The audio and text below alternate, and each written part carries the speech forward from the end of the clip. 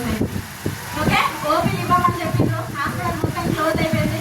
Sir వాళ్ళ friend ఉండే, so అతని రికమెండేషన్ తోని మేము ముందుకెళ్ళినాం. సో ఆయన చెక్ చేసిండు. సో ఇంత చిన్న వయసులో ఇంత బీపీ ఉన్నదంటే నేనైతే ట్యాబ్లెట్ కూడా ఇవ్వలేదు అని చెప్పిండు అతను. సో మళ్ళీ సార్ రికమెండేషన్ తోని ఒక ట్యాబ్లెట్ ఇచ్చిరు. ఆ ట్యాబ్లెట్ ఇచ్చిన తర్వాత మేము వేసుకున్నా. ఒక 20 minutes నాకు కవర్ అయిపోయింది. అంతా బాగానే ఉన్నా, సేమ్ ఇట్లానే ఉన్నా, బట్ బీపీ ఉన్నది అంతే. సో నెక్స్ట్ సార్ ఏం చెప్పిండు, ఈ వయసులో ఇంత బీపీ ఉండడం అనేది కరెక్ట్ కాదు. సో మీరు రేపు పొద్దున్నే వెళ్ళేసి ఇంకా డాక్టర్ దగ్గరికి పోతే ఏమవుతుంది, పెన్ను ముద్దల పెడితే కింది వరకు, సో పెన్ను కదలకుండా తల కదలకుండా రాస్తాడా రాయడా, రాస్తాడు కదా. సేమ్ నాకు కూడా టెస్ట్ అన్ని రాసిన తర్వాత దీనికన్నా ముందు ఏంటంటే, సో మేము 10th ఉన్నప్పుడు మా అమ్మ చనిపోయారు. సో మేము ఇంటర్లో ఉన్నప్పుడు మా నాన్న చనిపోయారు. సో ఇద్దరు అమ్మ నాన్న లేరు, నాకు ఒక అక్క అన్నయ్య, వాళ్ళిద్దరు కూడా నాకు 100 kilometers దూరంలోనే ఉంటారు. సో అక్కడ ఏమైందంటే మా అమ్మ ఆ కిడ్నీ ప్రాబ్లంతోనే చనిపోవడం జరిగింది. సో మా నాన్న హెల్త్ వాళ్ళకి మా నాన్న కూడా చనిపోయారు. సో మేము మా ఫ్యామిలీలో ఊరికే అంటుండేవి, నేను 8th ఉన్నప్పటి నుంచి మా అమ్మకి ప్రాబ్లం ఉండే, ఈ ప్రాబ్లం ఎవరికి రాకూడదు, ఈ ప్రాబ్లం ఎవరికి రాకూడదు అని చెప్పేసి అంటుండే. సో సేమ్ అదే సిచ్యువేషన్ ఏమైంది అంటే, రావద్దు రావద్దంటే భగవంతుడు ఆపుతాడా, వచ్చేదాన్ని ఆపుతాడా, ఆపడే కదా. సో అక్కడ ఏం జరిగిందంటే, ఇద్దరు పిల్లలు ఫ్యామిలీ అంతా బాగున్నా, అమ్మ నాన్న లేకపోయినా, మా నాన్న వాళ్ళ చెల్లెలు మా మేనత్తలు మమ్మల్ని పెంచి పెద్దగా చేసి మ్యారేజ్ చేసి మా ముగ్గురిని సెట్ చేశారు, మా అక్కని అన్నయ్యని నన్ను. సో చేసిన తర్వాత అంత బాగుంటే దేవుడు వస్తాడా, చూడవాడు కదా. సో హ్యాపీగా లైఫ్ అనేది బాగానే ఉంది. సో టీచర్ మంచి లగ్జరీ లైఫ్ ఉంది. ఇక్కడికి వచ్చేసరికి ఏమైంది, సో ఒక ప్రాబ్లం క్రియేట్ చేసుకున్నా. సో అదేంటి అంటే, నేను 10th వెళ్ళేటప్పుడు నేను అనుకున్నా, ఏ ప్రాబ్లం అయితే రావద్దు భగవంతుడా, ఈ బీపీ గోళంగా జీవితాన్ని వేసుకోవచ్చు, కానీ పెద్ద ప్రాబ్లం ఏది రావద్దు అనుకున్నా. సో మార్నింగ్ చేసాను, ల్యాబ్కి వెళ్ళిన తర్వాత సో టెస్టులు అన్నీ ఇవ్వడం జరిగింది. సో అందరూ ఆరోగ్యంగా ఉండాలంటే ఏముండాలి, మన బాడీలో ఉన్న పార్ట్స్ అన్ని బాగుండాలా లేదా. సో ఇప్పుడు రీసెంట్గా హార్ట్ ప్రాబ్లం వస్తే సర్జరీ చేస్తున్నారు, వాల్ బ్లాక్ అయితే వేస్తున్నారు. ఓకే, సో లివర్ అయితే లివర్ డ్యామేజ్ అయితే లివర్ కూడా ట్రాన్స్ఫర్ చేస్తున్నారు. సో ఏ ప్రాబ్లం అయితే నేను అనుకున్నాను, ఒక కన్ను పోయినట్టు ఇంకో కన్నుతో ఉండొచ్చా ఉండదా. సో అట్లా అనుకున్నాను నేను కూడా. అక్కడికి వెళ్ళిన తర్వాత సో ఏదైతే మా మదర్కి ప్రాబ్లం ఉండేనో, సేమ్ జెన్యున్ ప్రకారం నాకు కూడా 2nd stage కిడ్నీ ప్రాబ్లం అని వచ్చింది రిపోర్ట్లో. సో ఇక్కడ ఆలోచించాలి లీడర్స్, నాకు అమ్మ నాన్న లేరు, నా పిల్లలు చిన్నవాళ్ళు. సో ఒకసారి మీ లైఫ్లో ఆలోచించండి ఆ సిచ్యువేషన్ ఎట్లా ఉంటుంది. సో మేము అప్పటి నుండి 2022 నవంబర్ ఎండింగ్ నుండి స్టార్ట్ అయింది మా స్ట్రగుల్స్ అనేది. సో డిసెంబర్ మొత్తం ఏడుస్తూనే ఉన్నాం. సో నాకు తెలిసి 30 రోజులల్లా నియర్లీ 4 lakhs rupees ఖర్చు పెట్టినాం. సో మేము కిమ్స్ కొండాపూర్ హైదరాబాద్కి వెళ్ళినాం. ఆయన కూడా ఒకటే మాట చెప్పిండు, 4 నెలలు ఈ అమ్మాయి బ్రతికితే గొప్ప, డయాలసిస్ అన్న చేయాలా లేకపోతే కిడ్నీ అన్న మార్పిడి చేయాలి అని చెప్పిండు. సో ఆ మాట విన్నా నేను. సార్కి ఒకటే చెప్పిన, నేనైతే మిషన్ పెట్టించుకోను, నాతో అయితే డయాలసిస్ కాదు, ఉన్నన్ని రోజులు ఇట్లా ఉంచుకొని ఇద్దరు పిల్లలు ఇంటి దగ్గర ఉంచండి, బడికి కూడా పంపకండి అని చెప్పిన. సో నా పిల్లలు అకాడమిక్ ఇయర్ కూడా వెళ్ళిపోయింది, నేను ఇంటికి వెళ్ళిపోయినా. మా అక్క అన్నయ్య మా అత్తమ్మల దగ్గర 6 to 8 months అక్కడే ఉన్నా. కంప్లీట్ ఒక 45 days అండి, మీరు నమ్మరు, నో రైస్, అన్నం లేదు. 45 days ఓన్లీ ఓట్సే, అది కూడా స్పూన్తో లిక్విడ్ వేస్తేనే తాగేటువంటి పరిస్థితికి వెళ్ళిపోయినా నేను. సో కంప్లీట్ ఈ సోఫాలో కూర్చుంటే అక్కడి నుంచి ఇక్కడికి కూడా నేను వాష్రూమ్ కూడా నడవలేని పరిస్థితి. సో ఆ పరిస్థితిలో ఇక్కడ నుంచి నడవాలి అంటే నేను నడవలేను, కళ్ళు తెరిచి వేరే వాళ్ళని చూడలేను, మాట్లాడలేను. ఇంతలా మాట్లాడే నేను ఒక 45 రోజులు మాట్లాడకపోతే ఎవరు తట్టుకుంటారా. అసలు మా ఇంట్లో వాళ్ళు ఎవరు తట్టుకోవడం లేదు. ఈ సోఫాలో అయిపోయిందేమో సమత, ఈ క్షణం అయిపోతే తీసుకుపోయి బయట పడుకోబెడతాం ఆపరేషన్ డిసైడ్ అయి ఉన్న మా వాళ్ళు 99.9 అయిపోయింది అనుకున్నారు. కంప్లీట్ ఒక 45 days రైస్ కూడా తీసుకోలేదు, ఓన్లీ ఓట్స్ మీదనే బ్రతికిన, ఓన్లీ వాటర్ మీదనే బ్రతికిన. దానికి తోడు నాకు హాస్పిటల్కి వెళ్తే మెడిసిన్ ఇస్తారా అయ్యాడా, ఈ 100 జబ్బులు పోతే 46 గోళీలు ఇస్తాను ఇస్తాను, నేను ఇంత పొడి వేసుకోవడం పోయినా ఇస్తారా అయ్యాడా. నాకు కూడా ఒక 40 రకాల మెడిసిన్స్ ఇవ్వడం జరిగింది. సో అవన్నీ కూడా ఇట్లా పట్టుకొని నాకు వీళ్ళు చెంచల కలిపేస్తూ ఉంటే ఈ జీవితం ఎందుకు అనిపించింది అక్షరం. కానీ ఇద్దరు పిల్లలు ఉంటారు కదా, నేనే అమ్మ లేకుండా పెరిగిన కదా. సో వాళ్ళు కూడా సిచ్యువేషన్ రావద్దు, భగవంతుడు తీసుకుపోయే రోజు వస్తారని ఆగుతామా అది ఎవరన్నా. సో భగవంతుడు తీసుకుపోయే రోజు వస్తామని చెప్పేసి నేను కూడా గమ్మునున్నా, ఏం చేయలేని పరిస్థితి. ఇద్దరు తీసుకెళ్ళి వాష్రూమ్ తీసుకెళ్ళేది, ఇద్దరు తీసుకెళ్ళి అదే సోమలో కూర్చోబెట్టేది. అయిపోయి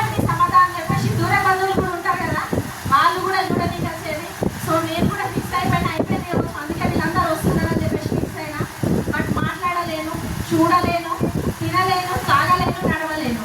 ఆ సిచ్యువేషన్లో ఉండే. సో ఒక 40 రకాల మెడిసిన్స్ నేను వేసుకునేది. ఆ వేసుకునే క్రమంలోనే మాకు మళ్ళీ ఒక భగవంతుడు మా అప్లైన్ రూపంగా మా ఇంటికి డోర్ తోటి రావడం జరిగింది. శ్రీనివాస్ మేడం అంట. చూడండి, సోషల్ మీడియా అనేది కూడా ఎంత బిజినెస్ ఉపయోగపడుతుందో మీరు ఆలోచించండి లీడర్స్. మేము కూడా ఫేస్బుక్, యూట్యూబ్ చూస్తున్న క్రమం లోపల సో నవంబర్, డిసెంబర్ మొత్తం కంప్లీట్ హాస్పిటల్లోనే ఉన్నాం కదా. 2023 జనవరి 23 నా బర్త్డే. నిజంగా నాకు మా అప్లైన్స్ నాకు పునర్జన్మను ఆ రోజు అందించారని చెప్పేసి నేను చెప్తా ఉన్నాను ప్రతిసారి. సో ఆ రోజు మేము జనవరి 22 రోజు శ్రీనివాస్ పట్టణం సార్కి సోషల్ మీడియాలో చూసి కాల్ చేయడం జరిగింది. సార్ మాకు పాప మిత్రుడే, బట్ నెంబర్ మిస్ అయ్యి మేము సార్కి అంటే చాలాసార్లు కాల్ చేసినా కూడా మేము బిజినెస్ అయితే వెళ్ళలేదు. అవకాశం అనేది ఏ రూపంలో వస్తుందో మీకు అర్థం చేపిస్తున్నాను నేను కేవలం. ఓకేనా? చాలా మందికి బాధ అనిపించవచ్చు, మీరు లాస్ట్కి బాధపడండి. ఓకేనా? సో అవకాశం అనేది భగవంతుడు ఎన్నో రూపంలో మనకి దారి తప్పుతాడంటారు కదా.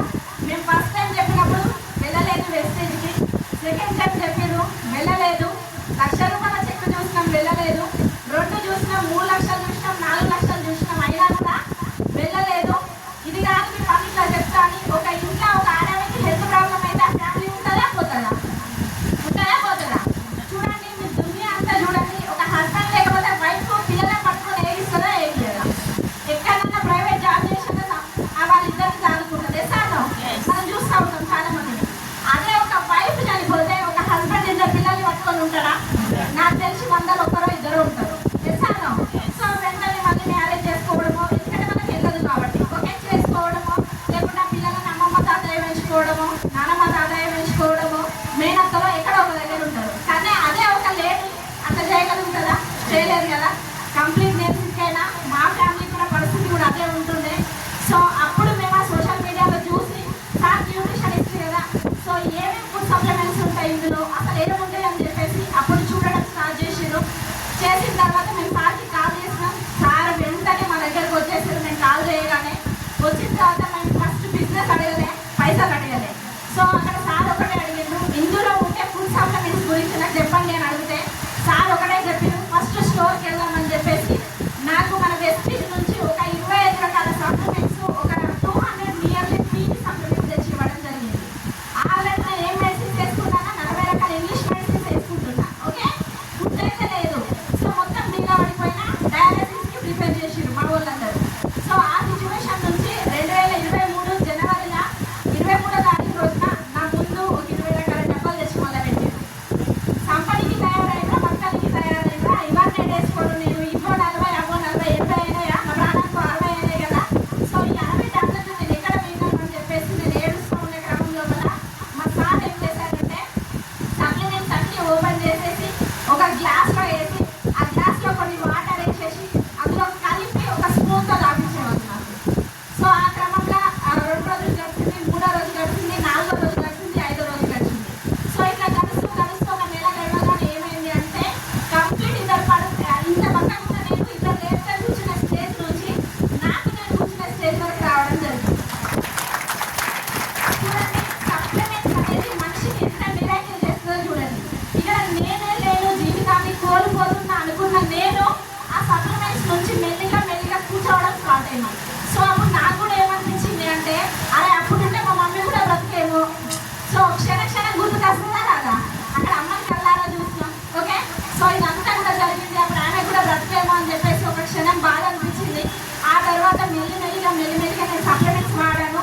ఫస్ట్ నెల వాడినా కొంచెం రిజల్ట్ వచ్చింది, సెకండ్ మంత్ వాడినా ఇంకా కొంచెం రిజల్ట్ వచ్చింది. నేను ఏదైతే ఇంగ్లీష్ మెడిసిన్స్ వేసుకుంటున్నానో ఆ మెడిసిన్స్ని సార్ ఏం చేశారు, కొన్ని తగ్గించడం స్టార్ట్ చేశారు. మా సార్ తగ్గించారు.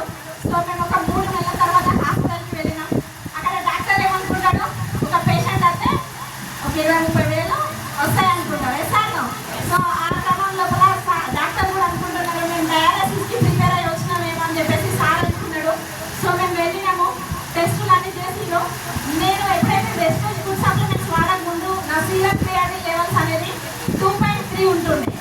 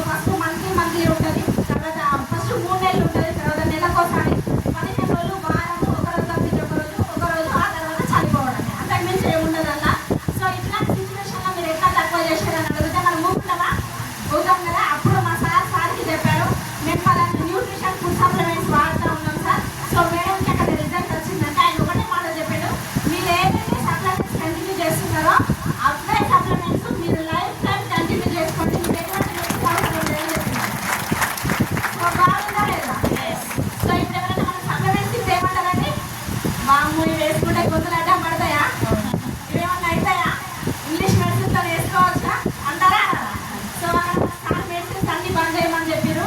నేను వెస్టేజ్ ఫుడ్ సప్లిమెంట్స్ వాడక ముందు నేను 120 బీపీ టాబ్లెట్ వాడుతుండే. సో 120 బీపీ టాబ్లెట్ వాడుతుండే. ఆ బీపీ టాబ్లెట్ వేసుకుంటే ఎంపడే ధనం డౌన్ అవుతుండే, వేసుకోకపోతే హై అవుతుండే. సో అక్కడ బీపీ రేజ్ క్రియాటిన్ లెవెల్స్ అనేది పెరుగుతుండే. సో అట్లాంటి సిచ్యువేషన్తో అక్కడ క్రియాటిన్ లెవెల్స్ తగ్గాలి అంటే ఒక గోల్ 200 రూపాయలు ఉంటుంది. ప్రోబయోటిక్స్ మన దాంట్లో కూడా కాంబయోటిక్స్ అది. సో అది వేసుకుంటే ఒక 45 బిలియన్స్ బ్యాక్టీరియాస్ మన బాడీలోకి వెళ్తాయి. సో 1 బిలియన్ వెళ్తేనే మనకి ఎంత ఆకలి అవుతుందో తెలుసు. సో అటువంటిది ఏమంటారంటే ఒక కుండెడు అన్నం పెడితే తినాల్సిన పరిస్థితి ఉంటుండే, కానీ మింగనికి రాకపోతుండే, నమ్మడానికి రాకపోతుండే. కంప్లీట్ మళ్ళీ అదే ఓట్స్కి వెళ్ళాల్సిందే. ఆ ఓట్స్ కూడా ఒక చాయ్ గ్లాస్ అని మాత్రమే తీసుకుంటుంది. సో అట్లాంటి ఇంగ్లీష్ మెడిసిన్స్ అన్నీ కూడా మెల్లిమెల్లిగా తగ్గించుకుంటూ వచ్చి ఏదైతే నేను బీపీ టాబ్లెట్ 120 mg వేసుకుంటున్నానో కేవలం మన వెస్టీజ్లో ఉన్న ప్రో కార్డు ద్వారా నేను 80 mg రావడం జరిగింది విత్ 3 months. సో అట్లా వాడుతూ నేను లాస్ట్ 10 mg వరకు కూడా రాగలిగిన బీపీ టాబ్లెట్. సో ఇప్పుడు బీపీ టాబ్లెట్ లేకుండా కేవలం మన వెస్టీజ్ ప్రో కార్డు మాత్రమే వాడుతున్నా. సో సప్లిమెంట్స్ వాడచ్చా లేదా? సో అట్లా 40 రకాల మెడిసిన్స్ నేను వాడుతూ ఇప్పుడు కంప్లీట్ ఓన్లీ మన వెస్టీజ్ ఫుడ్ సప్లిమెంట్సే ఒక 20 నుంచి 25 రకాల ఫుడ్ సప్లిమెంట్స్ నేను వాడుతున్నాను. హ్యాపీగా నా లైఫ్ని 3 సంవత్సరాలు హెల్తీగా చేసుకున్నానా లేదా? మీ ముందున్నానా లేదా ఈరోజు? సో ఇప్పుడు నాకు ప్రాబ్లమ్ స్టార్ట్ అయ్యి 3 సంవత్సరాలు అవుతుంది. ఇప్పటి వరకు కూడా ఏ రోజైతే లాస్ట్ నేను మన వెస్టీజ్ సప్లిమెంట్స్ వాడినాక 90 డేస్కి వెళ్ళిన హాస్పిటల్కు ఇప్పటి వరకు హాస్పిటల్ గడ్డ కూడా దొక్కలేదు. Okay, so complete only Vestige food supplements మాత్రమే వాడుతున్నాను. ఎటువంటి ఒక్క ఇంగ్లీష్ మెడిసిన్స్ కూడా నేనేం వాడట్లేదు. సో అంత సప్లిమెంట్స్ వాడుకుంటూ ప్రపంచానికి నేనే లేననుకున్న ఈ రోజు మీ ముందు ఇంత ధైర్యంగా మాట్లాడుతున్నానా లేదా?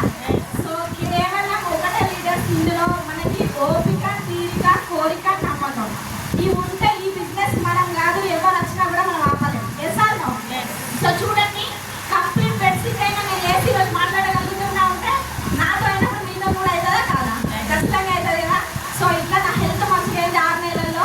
సో హెల్త్ మంచిగా అయినాక వాళ్ళందరూ ఆగుతామా? సో ఎవరైనా కూడా ఆగం కదా.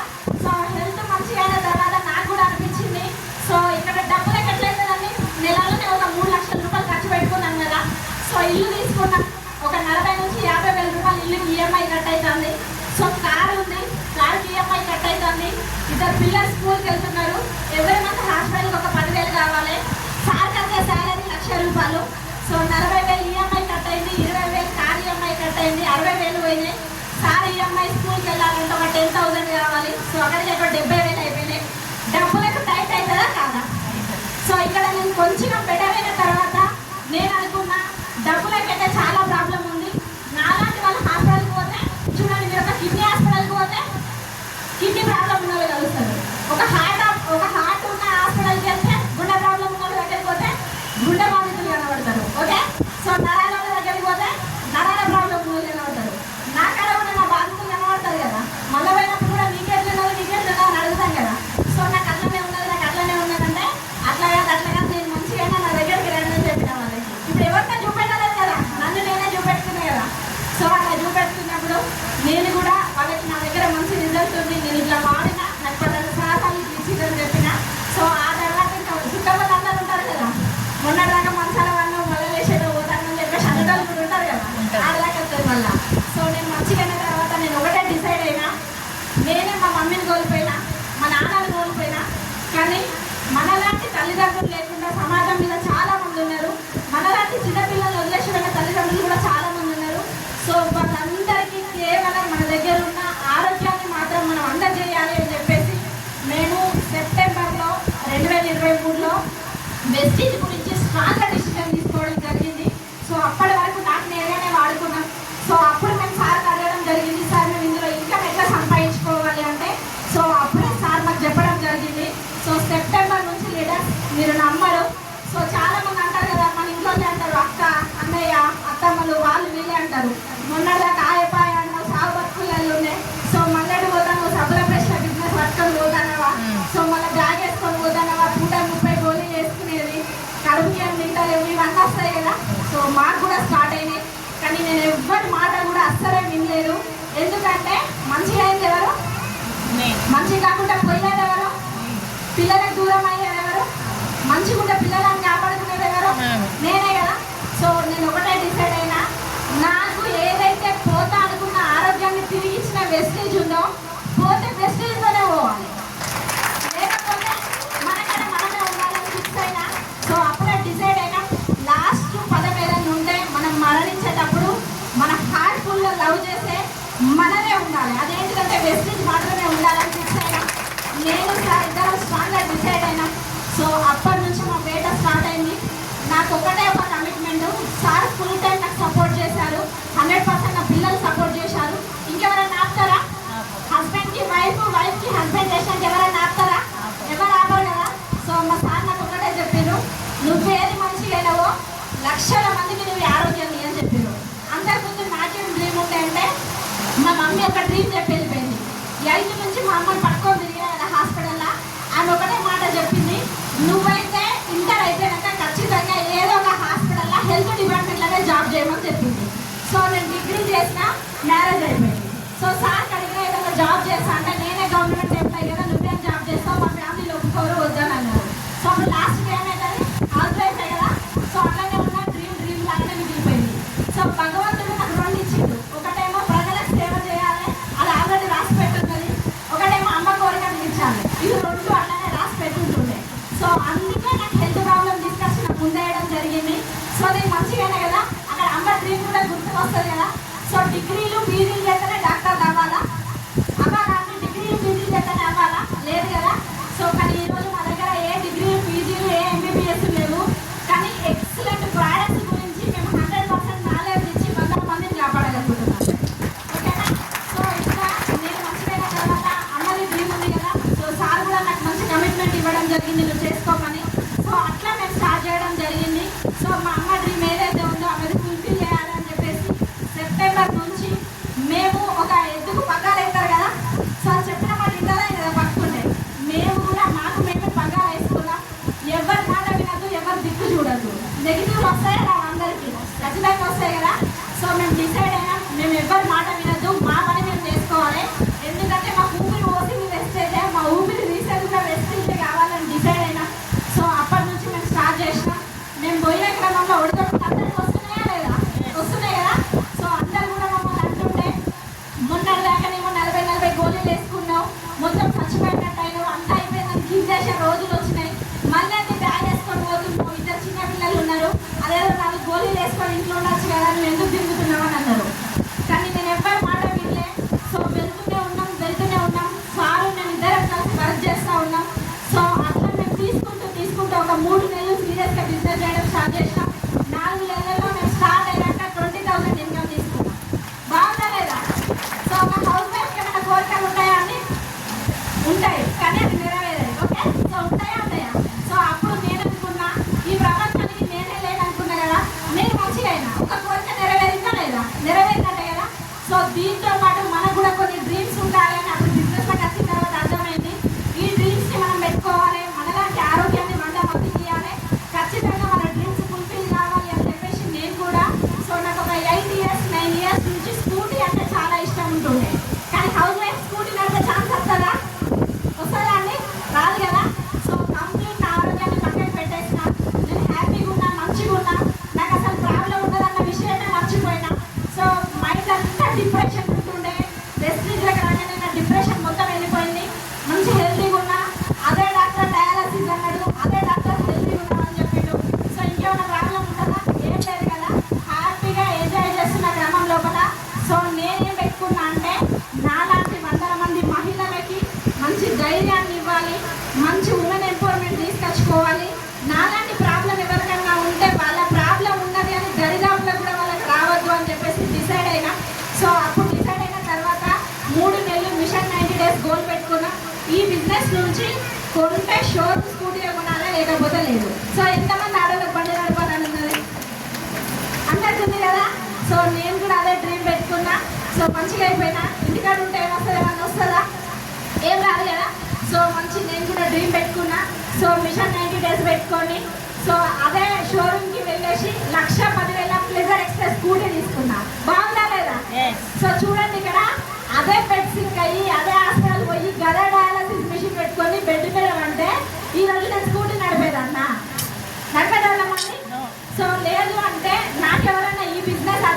మొన్నదాకా మంచిగా లేవు కదా, మంచిగా రెస్ట్ తీసుకో అని చెప్పి నేను ఆగి ఉంటే ఈ బండి నేను నడిపేదన్నా.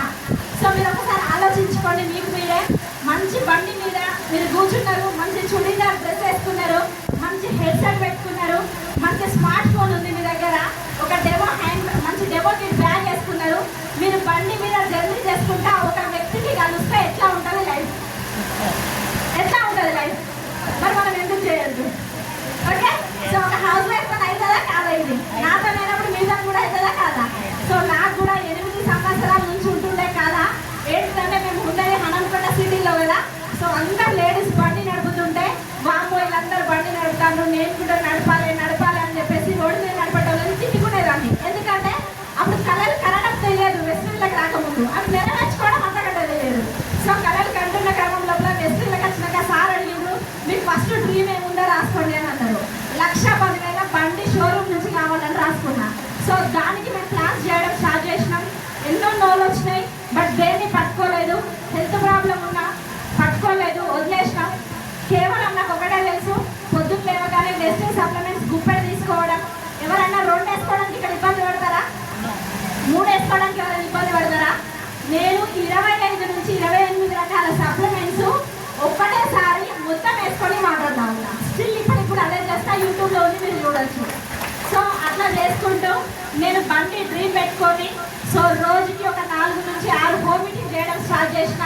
నా హెల్త్ ఎక్సలెంట్ ఉంది, నా పిల్లలు ఇద్దరు స్కూల్కి వెళ్తున్నారు, మా సార్ కూడా స్కూల్కి వెళ్తున్నారు. సో నేను వెళ్ళి పని చేయడం స్టార్ట్ చేసిన. సో బండి కొనుక్కున్నాక ఒక హౌస్ వైఫ్కి ఏమని ఉంటుంది, ఎక్కువ సార్లు డ్రైవ్ చేయాలని ఉంటుందా ఉండదా? సో అట్లా నడుపుతూ మా బిజినెస్ అనేది ముందుకు తీసుకెళ్ళడం జరిగింది. సో నేను మళ్ళీ అసలు ఎటువంటి ప్రాబ్లం లేని లాగానే నార్మల్గానే ఉన్నా.